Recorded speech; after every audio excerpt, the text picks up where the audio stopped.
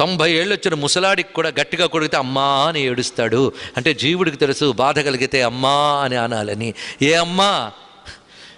90 ఏళ్ళప్పుడు నిన్ను కన్నమ్మ ఉందా? లేదు. మరి ఎవరిని ఉద్దేశించి పిలిచావు? ఎన్ని జన్మల్లో తల్లులు మారినా మారని తల్లి ఒక్కరున్నారు, ఆవిడ్ని ఉద్దేశించి పిలిచావు ఆవిడ్ని. ఈ తల్లి పైలోకం నుంచి పలకదు, కానీ ఈ జగదమ్మ అన్ని లోకాల్లో ఉంటుంది కనుక పలుకుతుంది. కనుక ప్రతి జీవుల్లో వాడికి తెలియకుండానే అమ్మా అనే స్మరణ ఉన్నది.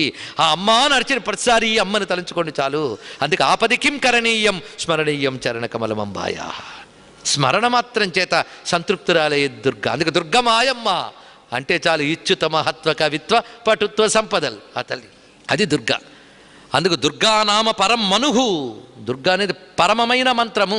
అందుకే శ్రీ దుర్గాం దేవీం శరణమహం ప్రపద్యే ఇది మంత్రం.